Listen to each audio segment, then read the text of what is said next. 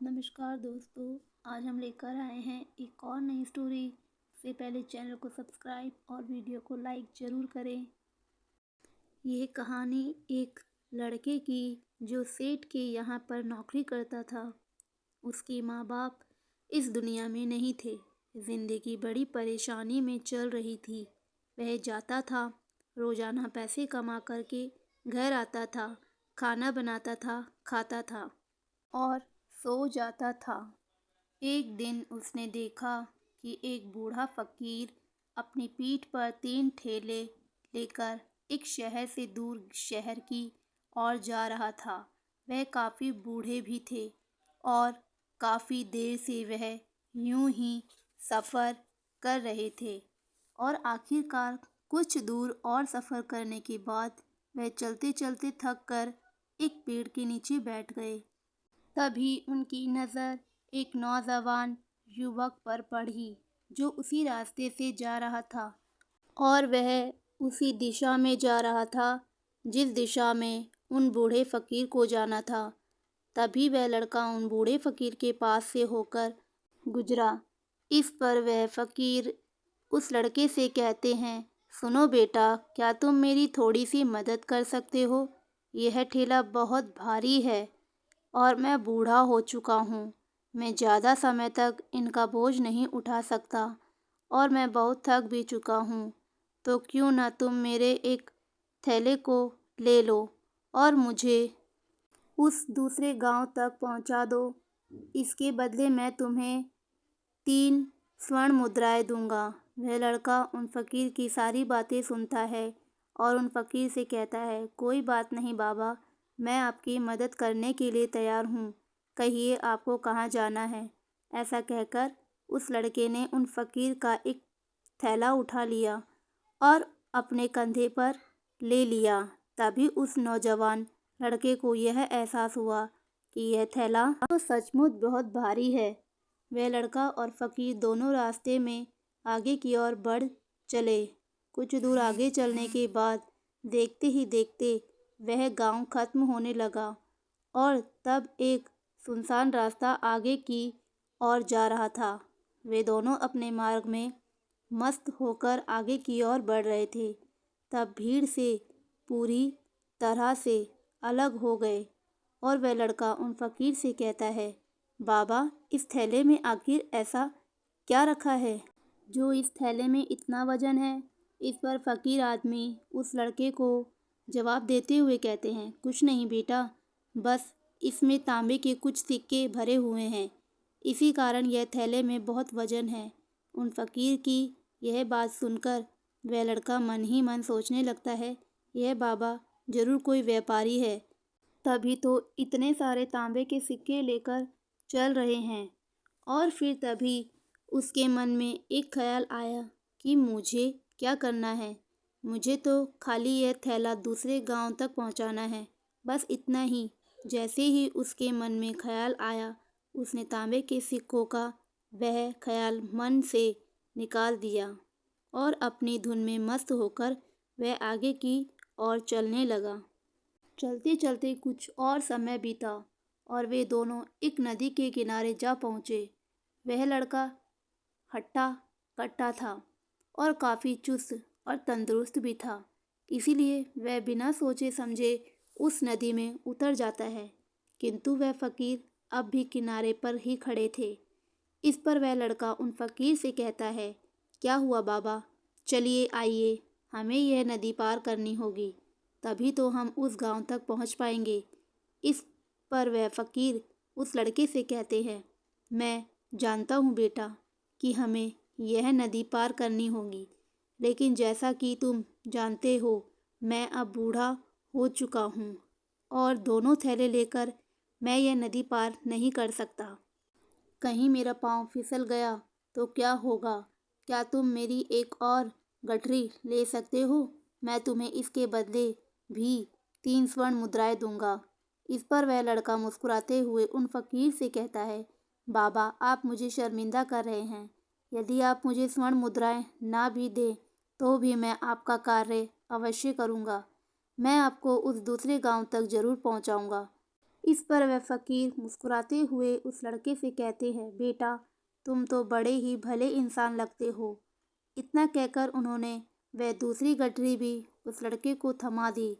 उस लड़के ने जब वह दूसरी गठरी अपने कंधे पर रखी तो वह गठरी भी उसे बहुत ज़्यादा भारी लगी, लेकिन उसने वहाँ पर कुछ नहीं कहा। जैसे तैसे उन दोनों ने नदी पार की। नदी पार करने के बाद बातों बातों में ही उस लड़के ने उन फ़कीर से कहा, बाबा आखिर इस दूसरी गठरी में क्या है? यह गठरी भी बहुत वजन है। इस पर वह फ़कीर उस लड़के को जवाब देते हुए कहते हैं, बेटा इसमें चांदी के सिक्के हैं, इसी कारण यह गठरी भी बहुत वजन है। उन फ़कीर की यह सारी बातें सुनकर अब उस लड़के का दिमाग तेज़ी से काम करने लगा था। वह सोच रहा था कि एक थैले में तांबे के सिक्के और दूसरी थैले में चांदी के सिक्के। ऐसा प्रतीत होता है मानो यह फ़कीर बाबा कहीं दूर से आ रहे हैं और उन्होंने अपनी सारी ज़मीन जायदाद बेचकर ये सारे सिक्के इकट्ठे किए हैं, तभी वो इतना धन लेकर चल रहे हैं। लेकिन वह लड़का उन फ़कीर से कुछ नहीं कहता और वे दोनों चुपचाप मार्ग में आगे की ओर बढ़ते चले जाते हैं। कुछ दूर आगे बढ़ने के बाद एक बार फिर एक सुनसान राह आती है। उस सुनसान रास्ते को देखते ही उस लड़के के मन में तरह तरह के विचार उत्पन्न होने लग रहे। वह यह सोचने लगा, अरे यह तो सुनसान जगह है। अगर मैं यह सिक्के लेकर यहाँ से भाग जाऊँ तो यह फ़कीर मुझे कब तक दौड़ाएगा। मुझे नहीं लगता कि मुझे कभी पकड़ पाएंगे और यहाँ पर कोई है भी नहीं जो इनकी मदद कर पाए। और वैसे भी यह बहुत सारे सिक्के हैं, मैं इनसे एक अच्छी दुकान खरीद सकता हूँ, अपना नया व्यापार शुरू कर सकता हूँ। और वैसे भी यह बूढ़ा फ़कीर अब इन पैसों का क्या करेगा? इससे अच्छा तो मैं ही इन्हें रख लेता हूँ। वह लड़का यह सब बारे में सोच ही रहा था, तभी अचानक उसे खुद पर आश्चर्य हुआ। अरे मैं यह क्या सोच रहा हूँ? यह फ़कीर बाबा ना जाने कहाँ से आ रहे हैं और क्या खोज करके इन्होंने इतने सारे पैसे इकट्ठा किए होंगे। मुझे इनका फ़ायदा नहीं उठाना चाहिए। नहीं नहीं, मुझे ऐसा नहीं करना चाहिए। उसने कुछ देर के लिए तो अपने मन के विचारों को काबू कर लिया, लेकिन कुछ देर बाद उनके मन के विचार उस पर देखते ही देखते हावी होने लगे। वह लड़का 2 थैले लेकर उन फ़कीर के पीछे पीछे चल रहा था और कुछ दूर आगे चलने के बाद एक पहाड़ी आई। इस पर वह फ़कीर बाबा उस लड़के से कहते हैं, बेटा यह पहाड़ी मैं नहीं चढ़ पाऊँगा। मैं काफ़ी बूढ़ा हो चुका हूँ और मेरे घुटनों में भी दर्द रहता है। यदि तुम मेरी तीसरी गठरी भी ले लो तो मैं तुम्हें 3 और स्वर्ण मुद्राएं दे दूँगा। लेकिन याद रखना इसे कहीं गिराना मत, कहीं यह गठरियाँ खुल ना जाए। इस पर वह लड़का उन फ़कीर से कहता है, क्यों बाबा, आखिर इसमें ऐसा क्या है? इस पर वह फ़कीर उस लड़के से कहते हैं, बेटा इसमें स्वर्ण मुद्राएं हैं। यह सुनकर वह लड़का मन ही मन बहुत प्रसन्न हुआ। उसने चुपचाप वह गठरी भी उन फ़कीर बाबा से ले ली और देखते ही देखते वे दोनों मार्ग में आगे की ओर बढ़ने लगे। अब वह फ़कीर बिना कोई वजन लिए हुए आराम से पहाड़ की चढ़ाई पर चढ़ रहे थे, किंतु वह नौजवान लड़का जो पीछे था वह वजन के कारण बहुत धीरे धीरे चल पा रहा था। लेकिन जब से उसने सोने का नाम सुना था उसका मन तो छलांग मार रहा था। वह मन ही मन सोच रहा था, अगर मुझे ये सारा धन मिल जाए तो मेरा पूरा जीवन तो आराम से कट जाएगा। वैसे भी यह बाबा तो बूढ़ा हो चुका है, भला इन्हें इतने पैसों की क्या ज़रूरत है? इसका जीवन तो वैसे भी कट चुका है। मैं एक काम करता हूँ, यह सारे पैसे लेकर यहाँ से भाग जाता हूँ। लड़के के मन में अनगिनत विचार उठ रहे थे। लड़के का मन अब उसकी बुद्धि पर पूरी तरह से हावी हो चुका था और उस लड़के का मन अपनी बात को सही साबित करने के लिए उससे कुछ भी कह रहा था। और तभी उस लड़के के मन में एक और विचार उत्पन्न हुआ। अब की बार वह लड़का सोच रहा था, लगता है यह फकीर बाबा कोई चोर है, वरना इसके पास इतने सारे स्वर्ण मुद्राएं कहाँ से आएंगे।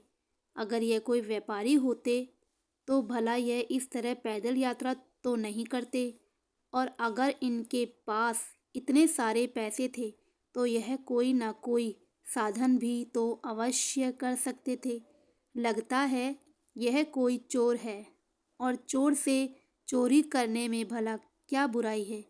यह सोचता हुआ वह लड़का अब उन फकीर से तेजी से आगे की ओर बढ़ रहा था, और देखते ही देखते वह फकीर से आगे भी निकल चुका था। और वह यह सोच रहा था कि जैसे ही इस पहाड़ की ढलान आएगी मैं तीनों गठरियाँ लेकर भाग जाऊंगा। इससे यह सारे पैसे मेरे ही हो जाएंगे और मेरी गरीबी हमेशा हमेशा के लिए दूर हो जाएगी। मैं जो चाहूँगा मैं वो कर पाऊँगा। मेरे पास बहुत सारा धन होगा। और देखते देखते वह दोनों पहाड़ की चोटी पर पहुँच गए और अब ढलान का रास्ता शुरू होने वाला था। तभी वह लड़का उन फकीर से नजरें बचाकर वह तीनों गठरियाँ लेकर भागता हुआ आगे बढ़ गया। अब उसे अपना शरीर बहुत हल्का महसूस हो रहा था, मानो उसे उन तीनों थैली में वजन तक ना मालूम पड़ रहा हो। काफ़ी दूर दौड़ते दौड़ते किसी तरह से वह अपने आप को बचाते बचाते अपने घर पहुंचा। उसकी खुशी का कोई ठिकाना नहीं था। उसने सोचा, क्यों ना मैं जल्दी जल्दी इन गठरियों में से वह सारे पैसे निकाल लूँ। यह सोचकर जब उसने गठरियाँ खोली तो पहली गठरी में उसे लोहे के जंग भरे हुए सिक्के मिले। यह देखकर उसे यकीन नहीं हुआ। इस पर उसने फटाफट दूसरी गठरी भी खोली। उसमें भी उसे लोहे के जंग लगे हुए सिक्के ही निकले। यह सब देखकर वह लड़का बड़ा हैरान था। आखिर यह सब क्या हो रहा है? उन फकीर ने तो मुझसे और ही कुछ कहा था।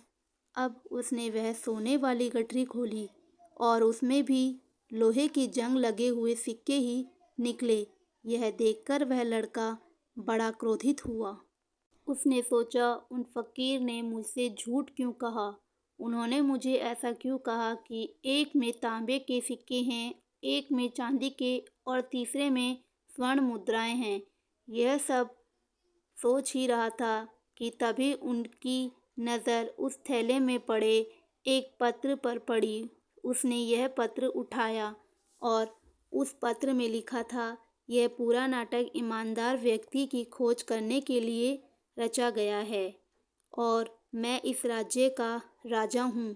मेरी कोई संतान नहीं और इसलिए मैंने यह षड्यंत्र रचा है ताकि मैं अपने राज्य में किसी एक ऐसे ईमानदार व्यक्ति की खोज कर सकूं जो मेरे बाद इस राज्य का राजा बन सके और इस राज्य भार को संभाल सके।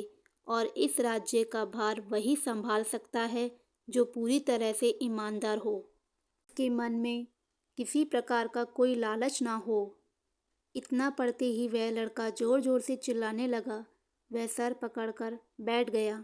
वह यह जानता था कि यदि वह अपने मन के विचारों पर काबू कर लेता तो उसका जीवन संवर सकता है, लेकिन वह अपने मन के विचारों पर काबू नहीं कर पाया। दोस्तों, महात्मा बुद्ध कहते हैं कि मन ही सब कुछ है। आप जो सोचते हैं वही बनते हैं। इसीलिए आपका सबसे बड़ा दुश्मन भी आपको उतना नुकसान नहीं पहुंचा सकता जितना कि आपके मन में यह अनियंत्रित विचार पहुंचा सकते हैं। वीडियो अच्छी लगे तो लाइक ज़रूर करें। धन्यवाद।